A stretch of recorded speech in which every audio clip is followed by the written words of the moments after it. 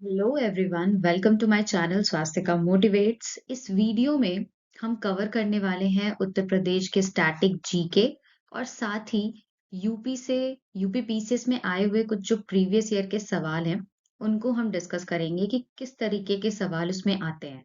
ठीक है, जैसा कि अगले हफ्ते पेपर होने वाले हैं ना यूपी पीसीएस 2024 के, तो हम जान लेते हैं क्या क्या चीजें हैं। तो सबसे पहले स्टार्ट करते हैं एरिया के हिसाब से। अगर टोटल एरिया वाइज बात की जाए तो इंडिया का टोटल एरिया का 7.33% जोग्राफिकल एरिया अपने यूपी का है, यानी कि उत्तर प्रदेश। और अगर एरिया के टर्म से में आप रैंकिंग की बात करें तो यूपी आता है चौथे नंबर पे एरिया वाइज लार्जेस्ट में। कैपिटल क्या है? कैपिटल है उत्तर प्रदेश की लखनऊ, यू ऑल नो, नवाबों का शहर। कौन कौन से अदर स्टेट से ये बाउंड्री शेयर करता है? तो वो स्टेट्स हैं उत्तराखंड, हिमाचल प्रदेश, हरियाणा, राजस्थान, एमपी, छत्तीसगढ़ यहाँ नीचे है, झारखंड, बिहार और एक यूनियन टेरिटरी दैट इज अपना प्यारा दिल्ली, यहाँ पे है ना। इन टोटल स्टेट्स और यूटीज से यूपी बॉर्डर शेयर करता है, यानी कि कितने हो गए? 8 स्टेट्स +1 यूनियन टेरिटरी, जो कि नेशनल कैपिटल है दिल्ली। ठीक है, कौन सी ऐसी डिस्ट्रिक्ट है जो कि सबसे ज्यादा नंबर ऑफ स्टेट से बॉर्डर शेयर करता है? तो वो डिस्ट्रिक्ट है सोनभद्र। सोनभद्र 4 अलग अलग राज्यों से बॉर्डर शेयर करता है। ठीक है, एक्चुअली अगर आप कभी वो देखते होगे केबीसी, तो उसमें ये क्वेश्चन पूछा भी गया था। ये 4 स्टेट से बॉर्डर शेयर करता है, एमपी, छत्तीसगढ़, छत्तीसगढ़, झारखंड और बिहार। इन 4 राज्यों से इसकी सीमा साझा होती है। आप मैप में भी देख सकते हो यहाँ पे। यहाँ से ये एमपी, यहाँ से Chhattisgarh, this is Jharkhand and this is Bihar. है ना? तो सबसे ज्यादा राज्यों से कौन सा डिस्ट्रिक्ट है जो बॉर्डर शेयर करता है? वो है सोनभद्र। ओके, कौन सी इंटरनेशनल बाउंड्री है जो कि यूपी से लगती है? तो इंटरनेशनल बाउंड्री है नेपाल की। नेपाल, जिसका बॉर्डर उत्तर प्रदेश से लगता है। ठीक है, आप यहाँ पे मैप में देख सकते हैं। ओके, तो ये तो कुछ बेसिक से टर्म्स थे। मूव करते हैं स्टेट सिंबल्स के साथ कि यूपी का स्टेट सिंबल क्या क्या है। तो स्टेट एम्बल अगर आप देखो तो इसमें बो, एरो और 2 फिशेस आपको नजर आती हैं। ये 2 फिशेस हैं, ये बो है and this is bow and this is arrow. तो ये इसका स्टेट एम्बल है। स्टेट बर्ड क्या है उत्तर प्रदेश की? वो है सारस क्रेन। स्टेट एनिमल है बारहसिंघा। स्टेट ट्री है अशोक का पेड़ एंड स्टेट फ्लावर है पलाश। स्टेट स्पोर्ट है हॉकी। याद रखिएगा, ये उत्तर प्रदेश के स्टेट्स स्पोर्ट की बात हो रही है, ना कि नेशनल स्पोर्ट, आप समझ लेना, है ना। ठीक है, तो जब रीऑर्गेनाइज किया गया था उत्तर प्रदेश को तो 1 नवंबर 1956 में इसे रीऑर्गेनाइज किया गया था। ठीक है, इसका नाम नॉर्थ वेस्ट प्रोविंस रखा गया था 1836 से। फिर उसके बाद नाम बदल करके north west Agra and Aundh province किया गया 1877 से। United province Agra and Aundh किया गया 1902 से। बाद में 1937 में इसका नाम बदल के यूनाइटेड प्रोविंसेस रखा गया था। ये ईयर आपके लिए काफी इंपॉर्टेंट हो जाता है। बाद में उत्तर प्रदेश कब नाम रखा गया इसका? 24 जनवरी 1950 से इसका नाम उत्तर प्रदेश किया गया और इसी 24 जनवरी को हम मनाते हैं उत्तर प्रदेश दिवस के रूप में, यूपी डे। ठीक है, स्टेट कैपिटल क्या क्या रही है इसकी? एट प्रेजेंट तो लखनऊ है, पर 1836 से आगरा थी। 1858 से इसकी कैपिटल प्रयागराज की गई। फिर 1921 से पार्शियल फॉर्म में लखनऊ को इसकी कैपिटल डिक्लेयर किया गया और 1935 से फाइनली और कंप्लीटली लखनऊ बन गई उत्तर प्रदेश की कैपिटल, यानी कि राजधानी। कौन कौन से मेजर इंस्टीट्यूट हैं जो कि यूपी में लोकेटेड है? क्योंकि इससे भी काफी बार और एक्चुअली हर बार ही क्वेश्चंस पूछे गए हैं। Indian institute of sugar research Lucknow में लोकेटेड है। सेंट्रल इंस्टीट्यूट फॉर सब ट्रॉपिकल हॉर्टिकल्चर, ये भी लखनऊ में लोकेटेड है। नेशनल शुगर इंस्टीट्यूट, ये बहुत इंपॉर्टेंट है, बहुत बार पूछा है। कानपुर में इसका सेंटर है। Indian institute of pulses research, ये भी कानपुर में है। Indian institute of technology Kanpur, IIT जिसे कहते हैं। Lakshmipat Singhania institute of cardiology, this is also in Kanpur. Indian veterinary research institute, Izzat Nagar Bareilly, ये भी इम्पोर्टेंट है। Indian institute of vegetable research, पूछा गया सवाल है, this is also important, Varanasi में है। Indian grassland and fodder research institute, जो कि झांसी में लोकेटेड है। Indian institute of carpet technology, Bhadohi में लोकेटेड है, this is also important.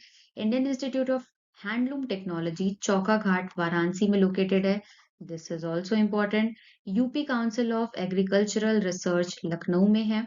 State disaster management authority Lucknow में है। Trade facilitation centre and craft museum Varanasi में लोकेटेड है। बायोटेक्नोलॉजी पार्क, ये लखनऊ में लोकेटेड है, दिस इज इंपॉर्टेंट।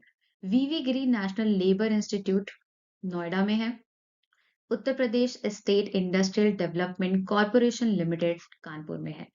तो जैसे लिखा है आप वैसे ही इसको लर्न करिए, क्योंकि डायरेक्टली क्वेश्चंस बनते हैं, मैच दी कॉलम में भी पूछे जाते हैं और भी हैं। UP university of medical sciences Saifai Etawah, Uttar Pradesh industrial cooperative association limited Kanpur में। यूपी फाइनेंशियल कॉरपोरेशन कानपुर में। Pradeshiya industrial and investment corporation Lucknow में। Institute of entrepreneurship development Lucknow में। Fragrance and flavour Kannauj, Kannauj को हम किस नाम से जानते हैं? परफ्यूम सिटी के नाम से। आगे इसके बारे में और पढ़ेंगे, ये कन्नौज में है। UP textile technology institute Kanpur में, दिस इज इंपॉर्टेंट, पूछा गया सवाल है। Uttar Pradesh small industrial corporation limited Kanpur में। UP export corporation limited Lucknow में। State leather development and marketing corporation limited Agra में। UP electronics corporation limited Lucknow में। Government porcelain development centre Chunar और खुर्जा में, ठीक है। UP handicraft development and marketing corporation limited Lucknow में। Uttar Pradesh state industrial development authority Kanpur में, इंपॉर्टेंट। नेक्स्ट, सेंसस के हिसाब से अगर बात की जाए पॉपुलेशन वाइज, तो उत्तर प्रदेश की पॉपुलेशन पूरे कंट्री की पॉपुलेशन की 16.51% है, जनसंख्या। मेल्स की कितनी पॉपुलेशन है? 52.29%। विमेन्स की कितनी पॉपुलेशन है? 47.71%। ठीक है। रूरल पॉपुलेशन कितने हैं यहाँ पर? 77.73%। और अर्बन पॉपुलेशन कितनी है? 22.27%। सबसे ज्यादा पॉपुलेशन वाले डिस्ट्रिक्ट्स की बात की जाए उत्तर प्रदेश में, नंबर 1 पे आता है Prayagraj, second is Moradabad, third is Ghaziabad. Least populated में आता है नंबर 1 पे Mahoba, second is Chitrakoot and third one is Hamirpur. As it is sequence wise आप लर्न करना, ठीक है। लिटरेसी रेट की बात करते हैं तो यूपी की टोटल लिटरेसी रेट है 67.72%, जिनमें मेल का लिटरेसी रेट 77.3% है, फीमेल्स का लिटरेसी रेट 57.2% है। इंक्रीज इन एवरेज अगर लिटरेसी रेट की बात की जाए 2001 से 11 तक, तो 11.36% का इंक्रीमेंट हुआ है average. Difference between male and female literacy rate कितना है? 20% का है। हाईएस्ट लिटरेसी डिस्ट्रिक्ट्स कौन कौन से हैं? गौतम बुद्ध नगर नंबर 1 पे, Kanpur Nagar number 2, Auraiya number 3। Lowest literacy rate में कौन कौन आते हैं? नंबर 1 पे है Shravasti, number 2 is Bahraich, number 3 is Balrampur. ठीक है, क्योंकि अभी तक सेंसस कंडक्ट नहीं हुए हैं ना नए वाले, तो हमें जो भी डेटा याद रखना है सेंसस 2011 के हिसाब से याद रखना है। बात करते हैं शेड्यूल कास्ट पॉपुलेशन की, तो अगर परसेंटेज वाइज देखा जाए तो यूपी में 20.69% एससी पॉपुलेशन है टोटल पॉपुलेशन का। और ऐसा स्टेट जहां पर सबसे ज्यादा नंबर ऑफ एससीज की पॉपुलेशन है वो है उत्तर प्रदेश अपने भारत में, जहां पर 16.6% एससी पॉपुलेशन रहती है। Highest schedule caste population district है सीतापुर एंड लोएस्ट है बागपत। एसटी की बात की जाए स्केड्यूल ट्राइब्स की, तो सबसे ज्यादा परसेंटेज वाइज टोटल पॉपुलेशन का 0.6% एसटी ट्राइब यूपी में रहती है। सबसे ज्यादा हाईएस्ट एसटी पॉपुलेशन वाला डिस्ट्रिक्ट है सोनभद्र, लोएस्ट है बागपत, और ऐसे दो डिस्ट्रिक्ट जहां पर एसटी पॉपुलेशन रहती ही नहीं है वो है अयोध्या और जलायु। ठीक है। रिलीजन वाइज बात की जाए तो रिलीजन वाइज सबसे ज्यादा पॉपुलेशन है हिंदूज की, then Muslims, then Sikh, Christian, Jain and Buddhist. ये डिक्रीजिंग ऑर्डर है। माइनॉरिटी कितने हैं अपने स्टेट में टोटल पॉपुलेशन का, तो 19.33%। Religious communities with highest and lowest sex ratio, Christians का सबसे हाईएस्ट सेक्स रेशियो है जो कि 950 है, और सिख का सबसे लीस्ट सेक्स रेशियो है, दैट इज 885। कुछ सिटीज के नाम हैं जिन्हें उनके कुछ निक नेम से जाना जाता है, वो भी आते हैं एग्जाम से पूछे जाते हैं। लाइक सहारनपुर को हम जानते हैं सिटी ऑफ वुड कार्विंग के नाम से, पीलीभीत मिनी पंजाब के नाम से, चित्रकूट वनवास नगर के नाम से, देवरिया देवरण्य के नाम से, मुजफ्फरनगर सरवत नगर के नाम से, शाहजहांपुर कारपेट इंडस्ट्री के नाम से, फतेहपुर बैटलफील्ड सिटी के नाम से, आजमगढ़ कैफी अजमी नगर के नाम से, Rampur city of Nawab, city of knifes. Rampur की छुरी काफी फेमस है ना, तो इसे सिटी ऑफ नाइफ्स के नाम से जानते हैं। Lakhimpur Kheri Laxmipur, Pratapgarh Amla Nagari, Bela Bhawani Nagar citadel of kings के नाम से, Mau Maunath Bhanjan, Moradabad brass city, Sitapur Naimisharanya Nagar and Kaushambi एस्प्रिमेट सिटी, बलिया बागी जिला। Next is Lucknow. लखनऊ को हम जानते हैं सिटी ऑफ नवाब के नाम से, city of garden, city of mangoes, city of नजकत या नफसत के नाम से। Hardoi is Haridrohi Nagar, Prayagraj the famous Sangam city, Kumbh city Tirthraj या ग्वावा सिटी के नाम से। जौनपुर को जानते हैं हम सिराज हिंद हिंद के नाम से। अमरोहा ज्योतिबा फूले नगर, उन्नाव इज चंद्रशेखर आजाद नगर, बिजनौर कटेहर क्षेत्र, Ghazipur sister of Kashi and Meerut revolution city या सीजर सिटी। बदायूं निजामुद्दीन औलिया नगर, यहाँ पर निजामुद्दीन औलिया का जन्म हुआ था। Ayodhya city of god, Saket Dham, Ramnagar Ram Janmabhoomi, Chandauli is rice bowl of Uttar Pradesh, Baghpat land of tiger, Kannauj जहाँ पे परफ्यूम्स बनाए जाते हैं इसलिए इसे परफ्यूम सिटी के नाम से जानते हैं, या सिटी ऑफ फ्रेग्रेंस कन्याकुब्ज नगर इसका पुराना नाम था। गाजियाबाद मिनी दिल्ली या इंडस्ट्री सिटी के नाम से। Varanasi is Vishwanath Nagari, Mukti Nagari, city of ghats, city of temples as well, और सुल्तानपुर इज कुसपुरा, इसके नाम से इन्हें जाना जाता है। कुछ नए एक्सप्रेस वेज हैं जो उत्तर प्रदेश में अभी हाल ही में बनाए गए हैं, that is Ganga express way, जो कि मेरठ को प्रयागराज से कनेक्ट करने वाला है। इसकी टोटल लेंथ 594 किलोमीटर होगी और ये 6 लेन का होगा। कौन कौन से डिस्ट्रिक्ट को कवर करेगा ये भी आप जान सकते हैं, लाइक मेरठ, अमरोहा, बुलंदशहर, बदायूं, शाहजहांपुर, फर्रुखाबाद, हरदोई, कन्नौज, उन्नाव, रायबरेली, प्रतापगढ़ एंड प्रयागराज। मेरठ से ये प्रयागराज को कनेक्ट करेगा। सेकेंड इज पूर्वांचल एक्सप्रेस जो कि लखनऊ को गाजीपुर से कनेक्ट करने वाला है। इसकी टोटल लेंथ होने वाली है 640.82 किलोमीटर। ये भी 6 लेन का होने वाला है। कौन कौन से डिस्ट्रिक्ट से होकर के जाएगा, so districts are Lucknow, Barabanki, Amethi, Sultanpur, Ayodhya, Ambedkar Nagar, Azamgarh, Mau and Ghazipur. Bundelkhand expressway Chitrakoot से इटावा, आगरा लखनऊ एक्सप्रेस वे को भी इसमें ही मर्ज किया जाने वाला है। 296.07 किलोमीटर का होगा। टोटल 4 लेन्स होंगे। डिस्ट्रिक्ट्स की बात करें तो चित्रकूट, बांदा, महोबा, हमीरपुर, जलायू, औरैया और इटावा। तो ये कुछ रीसेंट के एक्सप्रेस वेज हैं जो कि उत्तर प्रदेश में बनाए जा रहे हैं। कुछ इनमें से बन के ऑलमोस्ट प्रिपेयर भी हो चुका है। तो अब आते हैं कुछ क्वेश्चंस के रिगार्डिंग जो कि प्रीवियस ईयर में पूछे गए हैं यूपी पीसीएस में। फर्स्ट क्वेश्चन इज सुगम्य भारत अभियान, ये किस चीज से एसोसिएटेड है, किसके लिए इस अभियान को लॉन्च किया गया था, सो answer is disabled person.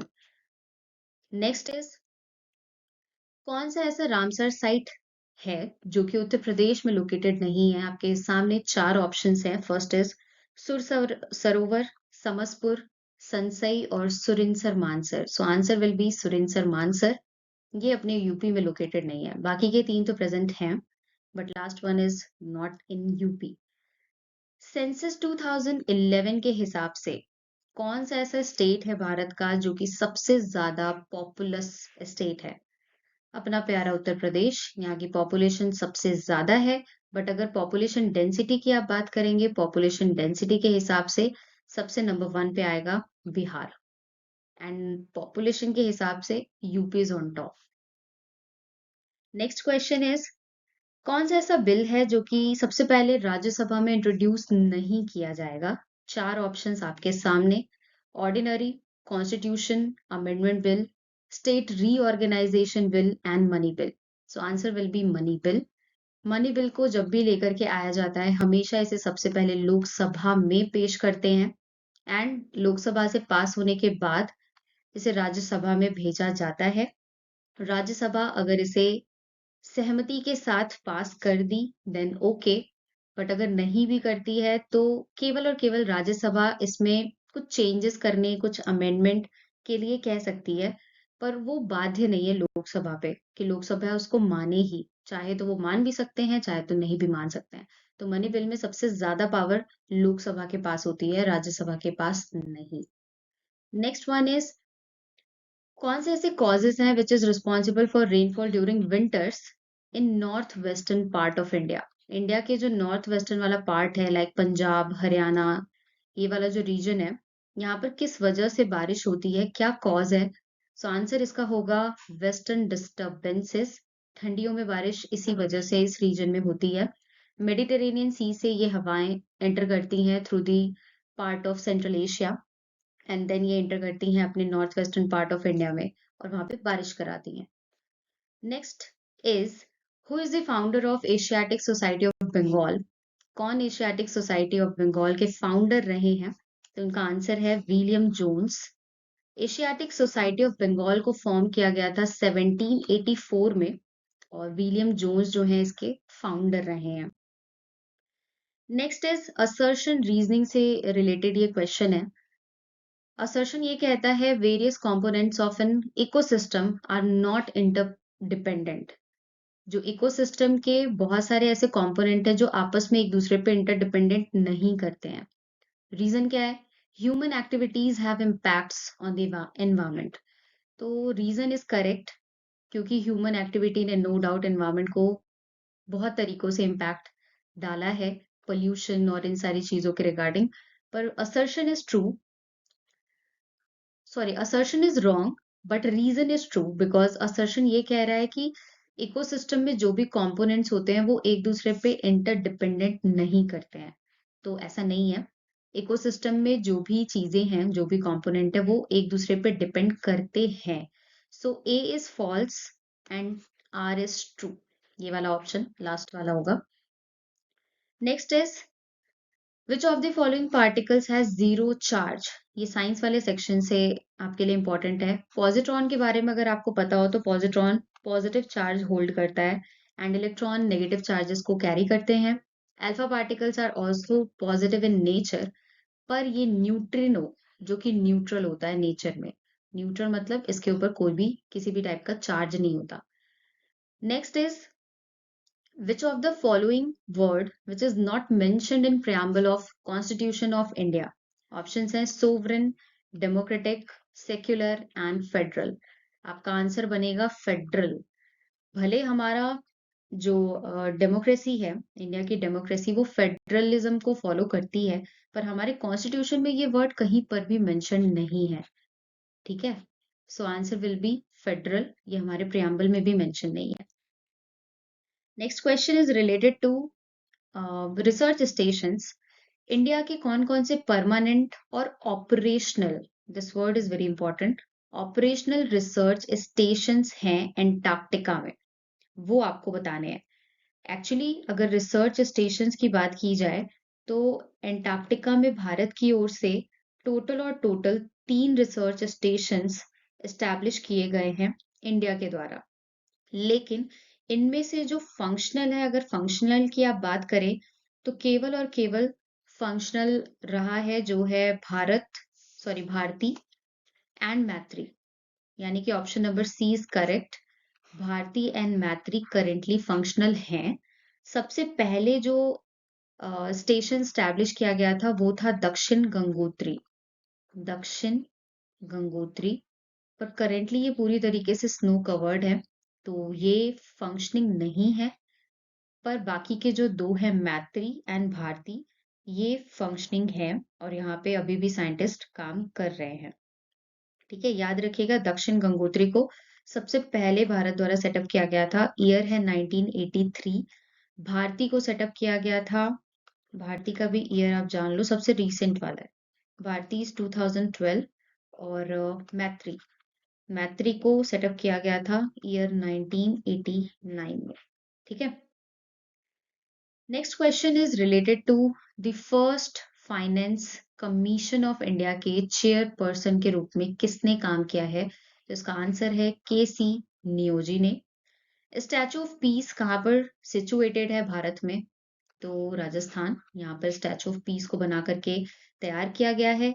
Statue of unity आप सभी को पता होगा, statue of unity which is located in Gujarat, और ये सरदार वल्लभ भाई पटेल जी का स्टैचू है विच इज सबसे tallest standing statue of the world, है ना। एनवायरमेंट प्रोटेक्शन एक्ट को कब पास किया गया था? इफ यू नो कि एनवायरमेंट प्रोटेक्शन एक्ट को कब लेकर के आया गया था गवर्नमेंट ऑफ इंडिया द्वारा? सो इसका आंसर जो है वो हो जाएगा आपके लिए 1986। इस टाइम पे एनवायरमेंट प्रोटेक्शन एक्ट को लेकर के आया गया था। And one more thing, wild life protection act को लाया गया था 1972 में, जिसके बाद प्रोजेक्ट टाइगर को लॉन्च किया गया। प्रोजेक्ट टाइगर आया था 1973 में। तो ये सारे कुछ कुछ ईयर्स हैं जो आपको याद रखने हैं। Next question is related to an article. Contingency fund के लिए कौन सा आर्टिकल दिया हुआ है अपने कॉन्स्टिट्यूशन में? ठीक है, तो कॉन्स्टिट्यूशन में वो आर्टिकल है आर्टिकल नंबर 267, जिसके अंदर कंटिजेंसी फंड के बारे में लिखा गया है। Next question is related to polity again. पहला स्टेटमेंट ये कह रहा है कि सुकुमार सेन जी, जो कि सबसे पहले चीफ इलेक्शन कमिश्नर रहे हैं भारत के। सेकंड ऑप्शन ये कह रहा है कि रामा देवी, जो कि सबसे पहली फीमेल चीफ इलेक्शन कमिश्नर रही हैं इंडिया की। तो आपको बताने हैं कि which option is correct, either both, either one और टू, और कोई भी नहीं। तो इसका आंसर क्या होगा? इसका आंसर होगा both, right. Sukumar Sen was the first chief election commissioner of India, that is correct. And second option जो रामा देवी हैं, ये पहली विमेन चीफ इलेक्शन कमिश्नर थी भारत की, ये भी सही है। नेक्स्ट, इनमें से कौन सा फंडामेंटल ड्यूटी नहीं है जो कि हमारे कॉन्स्टिट्यूशन में मेंशन है? To vote in a general election, to develop a scientific temper, to safeguard public property, to abide by constitution and respect its ideas. तो ये सारे तो है, दिस वन ये नहीं है फंडामेंटल ड्यूटी हमारी। नेक्स्ट इज जीएसटी का प्रोविजन कौन से अमेंडमेंट के थ्रू ऐड किया गया था हमारे कॉन्स्टिट्यूशन में? सो आंसर इज 101 अमेंडमेंट। जीएसटी के लिए कौन सा बिल पेश किया गया था? तो 277 नंबर का बिल पेश किया गया था, 101 नंबर का अमेंडमेंट पेश किया गया था, और जीएसटी को पूरी तरीके से इंप्लीमेंट किया गया था 1 जुलाई 2017 में। ठीक है। नेक्स्ट इज कौन सा ऐसा कॉन्स्टिट्यूशन का अमेंडमेंट एक्ट है जिसने वोटिंग एज को 21 ईयर से 18 ईयर घटा दिया था? सो answer is 61st amendment act, जिसके थ्रू एज को 21 से घटा करके 18 की गई थी वोटिंग के लिए। वर्ल्ड ओजोन डे कब सेलिब्रेट किया जाता है? 16 सितंबर को। डे से रिलेटेड अक्सर क्वेश्चंस पूछे जाते हैं, so you should no theme and day कब कब सेलिब्रेट होता है। इनमें से कौन सा नॉन रिन्यूएबल सोर्स है एनर्जी का? नॉन रिन्यूएबल मतलब जिसे हम वापस से रीजनरेट नहीं कर सकते। तो इसका आंसर हो जाएगा पेट्रोलियम, क्योंकि पेट्रोलियम फॉसिल फ्यूल से बनते हैं। अगर एक बार हमने पेट्रोल को यूज कर लिया तो उसे फॉर्म होने में कई मिलियंस ऑफ ईयर्स का टाइम लगने वाला है, तो ये नॉन रिन्यूएबल सोर्स हो जाएगा। इसके अलावा solar energy, wind energy, biogas, ये सारे के सारे रिन्यूएबल सोर्स हैं जिन्हें हम वापस से रीगेन कर सकते हैं। Next question is related to carbon credit. Carbon credit का जो कॉन्सेप्ट था वो कहाँ से ओरिजिनेट हुआ? तो ये ओरिजिनेट हुआ था क्योटो प्रोटोकॉल से। ठीक है, आपको याद रखना है प्रोटोकॉल्स वगैरह के बारे में भी, स्पेशली अगर वो बायोडाइवर्सिटी और क्लाइमेट चेंज के रिगार्डिंग होते हैं तो you should know about that as well. यहाँ पे दो लिस्ट बनी हुई है, स्टेट्स गिवन है and this is highest peak of that state. आपको बताने हैं कि which one is correct. So let's start with the Madhya प्रदेश।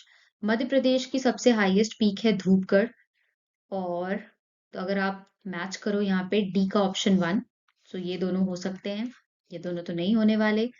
राजस्थान, राजस्थान की हाईएस्ट पीक है गुरु शिखर, माउंट आबू, उसी पे लोकेटेड है गुरु शिखर। तो सी का सॉरी बी का ऑप्शन थ्री होने वाला है, डी का वन।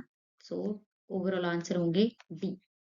ठीक है, तमिलनाडु का हो जाएगा डोडा बेटा और नागालैंड का होगा सारामाती की पहाड़ियां। Next news is related to area wise कौन सा स्टेट उत्तर प्रदेश का सबसे स्मॉलेस्ट स्टेट है? तो आंसर इज हापुड़। यूपी में टोटल 75 स्टेट्स हैं, सॉरी 75 डिस्ट्रिक्ट्स हैं करेंटली, पर आने वाले टाइम में आपको 76 नंबर का डिस्ट्रिक्ट भी दिखने वाला है जिसका नाम फरेंदा डिस्ट्रिक्ट होगा। अभी इसका प्रोविजन गया है, आने वाले टाइम में ये बनेगा भी, देखते हैं। Next is related to again biosphere reserves और उनके लोकेशन, कहाँ पे कौन सा बायोस्फीयर रिजर्व प्रेजेंट है। सो मैच करते हैं। सिमलीपाल उड़ीसा में लोकेटेड है, पंचमढ़ी मध्य प्रदेश में, नंदा देवी उत्तराखंड में एंड नो क्रेक मेघालय में। तो मैच करो जरा। ए का फोर, ए का फोर, ये दोनों में से कोई भी हो सकते हैं। बी का थर्ड, गुड, दोनों में से कोई भी हो सकते हैं। सी का फर्स्ट, सी का फर्स्ट यहाँ रहा। So answer is B. Okay, so next question is related to Mahajanapada और उनके कैपिटल से। मत्स्य, मत्स्य महाजनपद की कैपिटल रही है विराटनगर। कुरु की कैपिटल रही है इंद्रप्रस्थ। तो मैच करिए, ए का ऑप्शन थ्री एंड बी का ऑप्शन इज फोर, ये वाला ऑप्शन। तो option C will be correct answer. Surasena की कैपिटल मथुरा और असमक की capital Potana. Next is Harappan site और वो कौन से स्टेट में करेंटली लोकेटेड है उसके बारे में आपको बताना है। तो बालू सबसे पहले, ये हरियाणा। मांडा, मांडा नहीं, हुलास, हुलास अपने यूपी में लोकेटेड है। तो इससे ही आप ऑप्शन मैच कर सकते हो। ए का option three and D is one, ये वाला ऑप्शन डी इज करेक्ट। मांडा कहाँ पर लोकेटेड है इस हिसाब से? मांडा, मांडा लोकेटेड है जम्मू एंड कश्मीर में, और जो पादरी है ये लोकेटेड है गुजरात में। ओके, ये क्वेश्चन वापस से रिपीट कर रहा है, प्रीवियस ईयर में ऑल्दो ये पूछे हुए हैं 2021-22। ठीक है, इन दोनों ईयर्स के ये सवाल है। एनवायरमेंटल प्रोटेक्शन एक्ट ये कब पास किया गया था गवर्नमेंट द्वारा? तो 1986 में। नेक्स्ट इज कौन सा ऐसा कॉन्स्टिट्यूशनल अमेंडमेंट है जिसके थ्रू राइट टू एजुकेशन को इंक्लूड किया गया था फंडामेंटल राइट्स में? सो answer is 86th constitutional amendment act 2002। Next is again day, और उस दिन को क्या मनाया जाता है उससे हमें मैच करना है। सो सबसे पहले स्टार्ट करते हैं दिसंबर 5। दिसंबर 5 को हम सेलिब्रेट करते हैं वर्ल्ड सॉइल डे के फॉर्म में। And 29th of July which is international tigers day, 22nd of May which is international day of biodiversity and 18th of April ये होता है वर्ल्ड हेरिटेज डे। तो सारी चीजें मैच कर लो आप। ए का सेकेंड, ए का सेकेंड यहाँ पे है, सो आंसर यही होगा। बी का four and C is one, D is third, है ना, D is third, yes. So this is all about the previous year questions. किस तरीके के क्वेश्चंस आते हैं वो मैंने आपके सामने रिप्रेजेंट किया, एंड कुछ यूपी का स्टैटिक पोर्शन। सेंसस के अकॉर्डिंग कौन-सा डिस्ट्रिक्ट कहाँ पर है, किसमें नंबर 1 पे है, किसमें नंबर 2 पे है, ये सारी चीज़ें मैंने आपसे डिस्कस की। I hope you all like it. अगर पसंद आए तो प्लीज़ इसे लाइक, शेयर और सब्सक्राइब ज़रूर करें and keep learning, keep revising and stay tuned. Thank you.